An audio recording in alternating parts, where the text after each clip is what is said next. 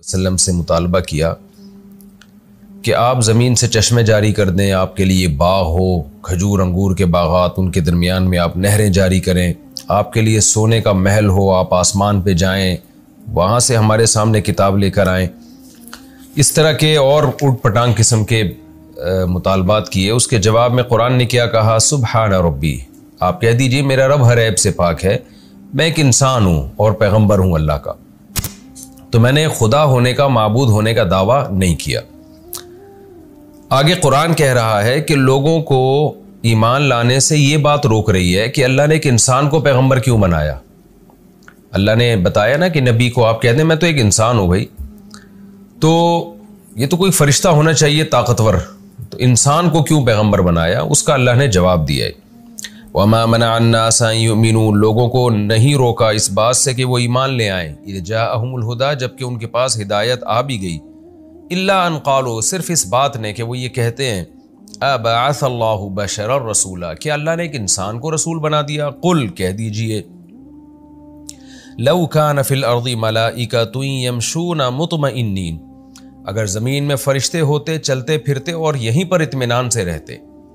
یہ مطمئنین کا لفظ اس لیے ذکر کیا کہ زمین پہ فرشتے تو ویسے بھی چلتے پھرتے ہیں لیکن یہاں رہتے نہیں ہیں، تو اس لیے اگر مستقل یہاں فرشتوں کی رہائش ہوتی، لَنَزَّلْنَا عَلَيْهِم مِّنَ السَّمَاءِ مَلَكًا رَسُولًا، تو ہم ان پر آسمان سے فرشتے ہی کو رسول بنا کے بھیجتے۔ کیا مطلب؟ کہ انسانوں میں انسان ہی پیغمبر بن کے آتے ہیں ہمیشہ سے۔ اس میں بڑی حکمتیں ہیں، کیونکہ پیغمبر کا عمل اور قول حجت ہوتا ہے۔ اب اگر فرشتے دنیا میں آتے اور وہ پیغمبر بن کے آتے، لوگ ان کو دل و جان سے فالو نہیں کرتے۔ لوگ کہتے ہیں ان کو کھانے کی ضرورت نہیں ہے، ان کو نکاح کی ضرورت نہیں ہے، ان کے ساتھ وہ خواہشات نہیں لگی ہوئی جو ہمارے ساتھ ہیں، ان کو وہ غم نہیں ہے جو ہمیں ہیں۔ تو لیڈر تو وہ ہوتا ہے نا جو انہی کی قوم کی جنس میں سے ہو، جن باتوں کا وہ آپ کو حکم دے رہا ہے خود اس سے زیادہ ان باتوں کو وہ فالو کر رہا ہے۔ تبھی رسول اللہ صلی اللہ علیہ وسلم کی سیرت میں ہم دیکھتے ہیں آپ جن باتوں کا حکم دیتے تھے خود اس پہ زیادہ عمل کر رہے ہوتے تھے۔ آپ نے صحابہ کو صبح صادق سے لے کے غروب آفتاب تک روزہ کا حکم دیا، مگر آپ خود 24 گھنٹے کے روزے رکھا کرتے تھے۔ تو یہ تمام چیزیں ضروری ہیں کہ جو مقتدیٰ ہے، رہبر ہے، وہ آپ کی جنس میں سے ہو۔ تو اللہ نے فرمایا اگر زمین میں فرشتے رہتے تو ہم فرشتوں کو پیغمبر بنا کے بھیجتے، تو فرشتے کو پیغمبر بنا کے بھیجتے۔ زمین میں انسان رہتے ہیں تو فرشتے کو کیسے بنا کے ہم بھیج دیں پیغمبر؟ یہاں ایک اشکال ہوتا ہے کہ بھئی ہوتا فرشتہ لیکن انسانی شکل میں آتا، تو اس کا جواب قرآن دوسرے مقام پہ دے چکا ہے، وَلَوْ جَعَلْنَاهُ مَلَكًا لَجَعَلْنَاهُ رَجُلًا وَلَلَبَسْنَا عَلَيْهِمْ مَا يَلْبِسُونَ، کہ اگر ہم کسی فرشتے کو پیغمبر بھیجتے تو اس کو انسانی صورت میں بھیجتے نا، تو پھر معاملہ پھر لوگوں پہ ملتبس ہو جاتا، پھر لوگ اس بحث میں پڑ جاتے کہ یہ فرشتہ ہے کہ انسان ہے، تو پھر پہلے اس کو یہ ثابت کرنا پڑتا کہ میں فرشتہ ہوں۔ لوگ کہتے تو بھائی تمہاری شکل تو انسانوں والی ہے، اور پھر وہ کام ایسے کر رہا ہوتا جو فرشتوں والے ہوتے ہیں، تو لوگ کہتے بھئی یہ تو وہی بات آ جاتی کہ ہو تو تم اصل میں فرشتے، تو وہی کنفیوژن اس وقت بھی وہی پیدا ہوتی۔ تو اس لیے اللہ نے رسول اللہ صلی اللہ علیہ وسلم کو حقیقت اور ماہیت کے لحاظ سے بشر بنایا اور پیغمبر بنا کے بھیجا اور بتا دیا بھئی یہ بشر ہیں، لہذا اب کوئی اعتراض ہی نہیں ہوتا کہ یہ کھاتے کیوں ہیں، بازاروں میں خرید و فروخت کیوں کرتے ہیں، یہ ہاتھ کا اشارہ کریں تو نہریں کیوں جاری نہیں ہو جاتی۔ بھئی دعویٰ ہمارا بشریت کا ہے، تو بشر ہونے میں ہم کامل ہیں، تو ہم نے کوئی ایسا دعویٰ ہی نہیں کیا جس کی ہم دلیل نہ دے سکیں۔ تو جو دعویٰ ہے اس کے دلائل اللہ تعالیٰ نے آپ صلی اللہ علیہ وسلم کے ہاتھ پہ جاری کیے۔ قل کفا باللہ شہیدم بینی و بینکم، اللہ رسول اللہ صلی اللہ علیہ وسلم کو تسلی دے رہے ہیں کہ آپ ان سے کہہ دیجیے اللہ میرے اور تمہارے درمیان گواہ کے لیے کافی ہے، اس کو پتہ ہے کہ میں اللہ کا پیغمبر ہوں۔ انہ کان بعبادہ خبیرا بصیرا، وہ اپنے بندوں کو خود دیکھ بھی رہا ہے، سن بھی رہا ہے، لہذا خود ہی وہ سزا بھی دے گا، جزا بھی دے گا۔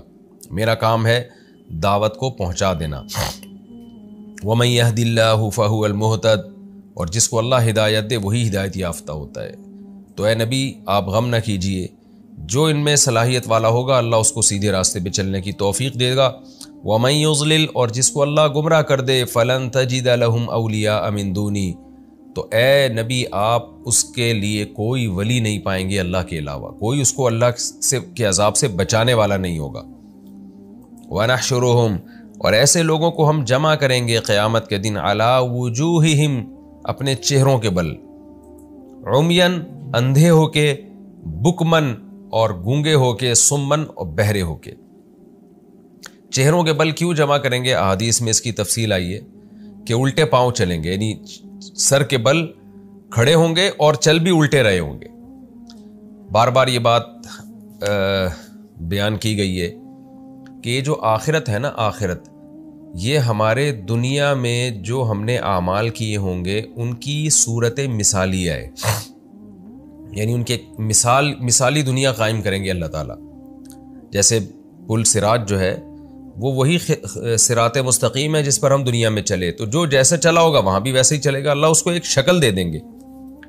تو اسی طرح دنیا میں جو گمراہ لوگ ہیں نا، وہ بالکل ایسے چل رہے ہوتے ہیں جو چلنے کا نیچرل طریقہ بالکل بھی نہیں ہے۔ چلنے کا نیچرل طریقہ کیا ہے کہ آپ سیدھے کھڑے ہوں، پاؤں کے بل کھڑے ہوں اور آگے کی طرف چلیں آپ، اور سامنے دیکھ کے چلیں، یہ نیچرل طریقہ ہے۔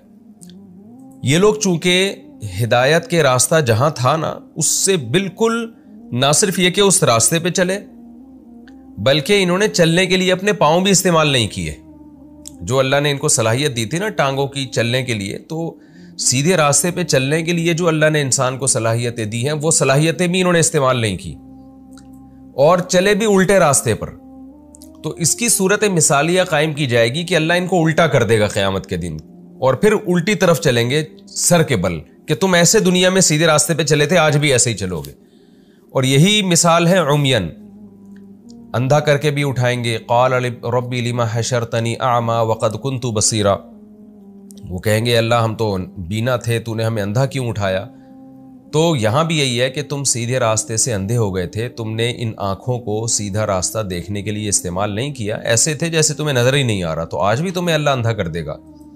اور تم حق بیان کرنے سے گونگے تھے، تو آج تمہیں اللہ حقیقت میں گونگا کر دے گا، اور حق سننے سے تم بہرے تھے، تو آج تمہیں اللہ حقیقت میں بہرا کر دے گا۔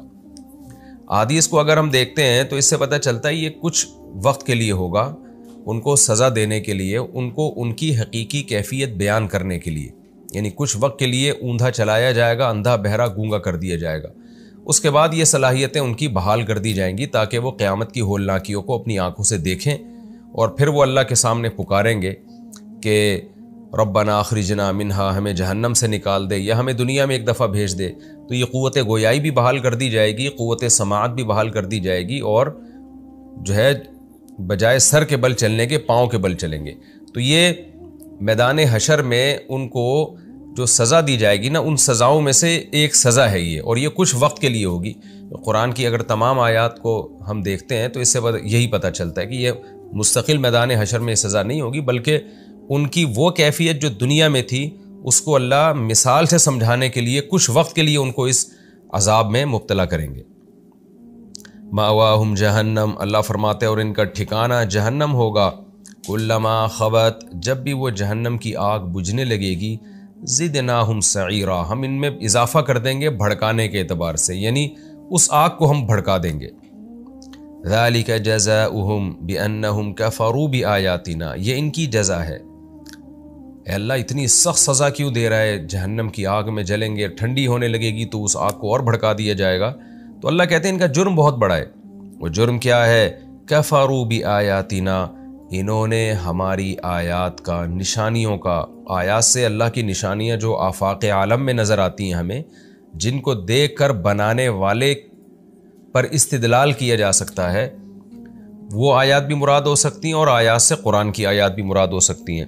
انہوں نے ہماری آیات کا انکار کیا تھا، وقالو، اور کیا کہا کرتے تھے، یعنی جب ہماری آیات میں ان کو بتایا جاتا تھا نا کہ مرنے کے بعد زندہ ہوگے، حساب و کتاب ہوگا، تو یہ کیا کہتے تھے؟ اذا كنا عظاما، جب ہم ہو جائیں گے ہڈیاں، ورفاتا، ریزہ ریزہ ہو جائیں گے، انا لمبعوثون، تو کیا ہم دوبارہ اٹھائے جائیں گے، خلقا جدیدا، ایک نئی تخلیق میں، یہ کیسے ممکن ہے؟ اولم یروا، اللہ کہتے ہیں کیا انہوں نے دیکھا نہیں؟ دنیا میں دیکھا نہیں تھا انہوں نے؟ صبح و شام دیکھ رہے تھے اپنی آنکھوں سے، وہ کیا دیکھ رہے تھے؟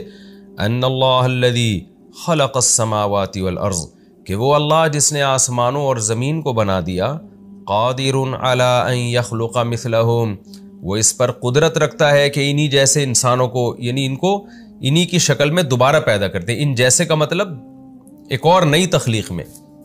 جس نے پوری کائنات بنا ڈالی اس کے لیے انسان کو دوبارہ پیدا کرنا کیا مشکل تھا۔ وجعل لہم اجلا، اور اللہ نے ان کے لیے ایک وقت بنا دیا ہے، ابھی پیدا نہیں کر رہا، ایک وقت متعین ہے نا۔ ہمیشہ رزلٹ کی اناؤنسمنٹ ایک اسپیسیفک ایک خاص ٹائم پہ ہوتی ہے، وہ آپ کی مرضی پہ نہیں ہوتی، وہ اس کی مرضی پہ ہوتی ہے جو امتحان لینے والا ہے۔ لا ریب فیہ، جس ٹائم میں کوئی شک نہیں ہے، وہ ایک ٹائم ہے جس پر قیامت قائم ہوگی۔ تو اللہ کہتے ہیں کہ انہوں نے اس کائنات میں غور کر کے یہ نتیجہ نہیں نکالا تھا کہ جو خدا اس کائنات کو بنا سکتا ہے وہ انسان کو دوبارہ کیوں نہیں بنا سکتا۔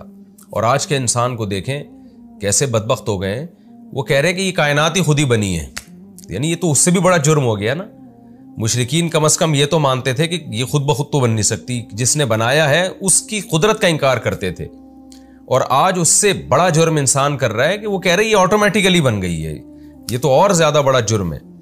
فَأَبَى الظَّالِمُونَ، اللہ کہتے ہیں ہمارے ان دلائل کو سننے کے بعد بھی ظالم لوگ انکار کرتے ہیں، الا کفورا، ہر چیز کے منکر ہیں سوائے انکار کرنے کے، یعنی انکار ہی پر مصر ہیں، ان باتوں کو سننے کے بعد بھی ہمارے دلائل کا انکار کرتے ہیں۔ قُلْ لَوْ أَنْتُمْ تَمْلِكُونَ خَزَائِنَ رَحْمَةِ رَبِّ، اب پچھلے رکوع میں جو بتایا تھا نا کہ نبی صلی اللہ علیہ وسلم زمین سے چشمے جاری کیوں نہیں کر دیتے اور آسمان سے فرشتے کیوں نبی بن کے نازل نہیں ہوئے، تو اللہ نے قرآن میں دوسرے مقام پہ فرمایا اَهُمْ يَقْسِمُونَ رَحْمَةَ رَبِّكَ، سورہ زخرف میں یہ آیات آئیں گی کہ نبوت ایک اللہ کی رحمت ہے اور اللہ کی خاص نعمت ہے، اللہ جس کو چاہتا ہے یہ رحمت اور نعمت دیتا ہے، تو یہ انسان کی خواہش پہ نہیں ہے۔ تو آگے اللہ فرماتے ہیں کہ جیسے میرے بہت بڑے خزانے ہیں، ان خزانوں میں سے خزانہ نبوت بھی ہے، تو انسان کی حالت یہ ہے، مشرکین یہ کہتے ہیں کہ گویا یہ ہمیں فیصلہ ہونا چاہیے کہ یہ ہمیں اختیار ہونا چاہیے کہ نبوت کس کو ملنی چاہیے۔ جیسے وہ یہ کہا کرتے تھے نا کہ لولا انزل هذا القرآن على رجل من القريتين عظیم، مکہ اور طائف میں جو قوم کا بہت بڑا سردار ہے، مالدار ہے، اس پہ نبوت نازل کیوں نہیں ہوئی، اس کو نبی کیوں نہیں بنایا گیا؟ محمد صلی اللہ علیہ وسلم تو یتیم ہے، مسکین ہے، آپ کو کیوں نبی بنایا گیا ہے؟ تو ان کے اس طرز عمل سے ایسا لگتا تھا جیسے وہ نبوت کے ٹھیکیدار سمجھتے ہیں اپنے آپ کو، کہ ہم دیں گے جس کو چاہیں گے نبوت۔ ہوتا ہے نا جیسے کوئی آدمی بار بار الٹے سیدھے مشورے دے رہا ہو تو آپ کہتے ہیں یار لگتا ہے کہ یہ اتھارٹی تجھے ہے، تیرے پاس ہے، یہ میرے پاس نہیں ہے۔ تو اللہ تعالیٰ کا بھی طرز عمل مشرکین پہ رد کرنے کا یہی ہے کہ گویا ان کے پاس ہے نبوت کے خزانے اور یہ سمجھتے ہیں کہ ہم جس کو دینا چاہیں گے ہم دیں گے۔ تو قرآن کہہ رہا ہے انسان کی حالت تو یہ ہے کہ اگر یہ لوگ نبوت کے خزانوں کے مالک ہوتے نا تو یہ کسی کو بھی نہیں دیتے یہ نبوت، کیونکہ ان میں اتنا بخل ہے کہ یہ ان کو پتا تھا کہ اگر ہم کسی کو بھی دیں گے تو ہمیں اس کو فالو کرنا پڑے گا، تو نبوت کے دروازے ہی کو یہ لوگ بند کر دیتے۔ تو جس انسان کی طبیعت میں اتنا بخل ہو، اسے یہ ڈر لگا رہتا ہو کہ خزانہ خرچ کیا تو ختم ہو جائے گا، تو سوچئے کہ اس انسان کو اللہ یہ اتھارٹی کیسے دے سکتا ہے کہ اس کی مرضی سے کسی کو نبی بنایا جائے۔ لہذا یہ اتھارٹی اللہ کے پاس ہے، کیونکہ اللہ جواد ہے، کریم ہے، اس کے خزانوں میں کمی نہیں ہے، وہ جس کو چاہے گا اپنی نعمتیں اور خزانے دے گا، تو وہ جس کو چاہے گا سلیکٹ کرے گا، یہ انسانوں کی رائے پر اس کی سلیکشن نہیں ہوگی۔ اسی مضمون کو اس آیت میں بیان کیا گیا، قُلْ لَوْ أَنْتُمْ تَمْلِكُونَ خَزَائِنَ رَحْمَةِ رَبِّ، اے نبی ان سے کہہ دیجئے کہ اے مشرکو اگر تم میرے رب کی رحمت کے خزانوں کے مالک بن جاؤ، جن خزانوں میں ایک نبوت کا خزانہ بھی ہے، مالک بن جاؤ، تو اذن اگر ایسا ہو گیا تو پھر کیا ہوگا؟ ایسا نہیں ہوگا کہ تم وہ خزانے بانٹنا شروع کر دو اور پھر بہت سارے لوگوں کو نبی بنا دو، نہ نہ نہ نہ، لَأَمْسَكْتُمْ، تم ان خزانوں کو روک لو، خشیت الانفاق، خرچ ہونے کے ڈر سے۔ جیسے کہ انسان کروڑ پتی بھی ہوتا ہے نا، تو جو آخرت پر ایمان نہیں رکھتے طبیعت میں بخل ہوتا ہے کہ ختم نہ ہو جائے، ختم نہ ہو جائے، حالانکہ بھائی اتنا اللہ نے دیا ہے تو کہاں سے ختم ہوگا؟ تو ایسے ہی اللہ کہتے ہیں کہ اے نبی ان سے کہہ دیجئے تم اللہ کے خزانوں کے مالک بن گئے جن میں ایک نبوت بھی ہے، تو تمہیں تو یہ ڈر لگا رہے گا کہ کہیں یہ خزانہ خالی نہ ہو جائے، حالانکہ یہ خزانہ خالی ہو سکتا نہیں ہے۔ اس کی مثال ایسے جیسے بعض لوگ علم میں بخیل ہوتے ہیں، آپ ان سے کوئی بات پوچھیں وہ نالج شیئر کرتے ہوئے کنجوسی سے کام لے رہے ہوتے ہیں۔ حالانکہ بھئی کنجوسی اس میں کیسی؟ کنجوسی تو اس چیز میں ہوتی ہے جس میں آپ کو ڈر ہو کہ میں نے خرچ کیا تو ختم ہو جائے گا۔ علم تو خرچ کرنے سے ختم نہیں ہوتا،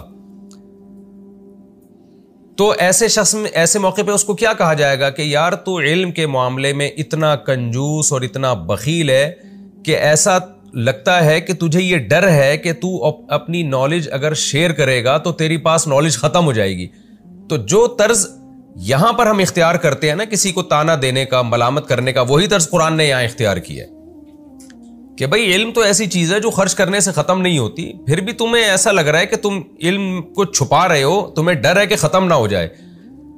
تو آپ سوچئے نا یہ کنجوسی کا اعلیٰ معیار ہے کہ جو چیز ختم نہیں ہو سکتی اس میں ختم ہونے کے ڈر سے اس کو چھپا لینا، یہ کتنی بڑی کنجوسی ہے۔ تو ایسے ہی کنجوسی اللہ کہتے ہیں انسانوں کے پاس ہے کہ اگر اے نبی آپ ان کو کہہ دیجئے کہ اگر نبوت کے خزانے تمہارے پاس ہوتے تو تم بھی خرچ ہونے کے خوف سے اس کو بھی ڈیوائیڈ نہ کرتے، تمہیں یہ ڈر ہوتا کہ یہ خزانے خالی نہ ہو جائیں۔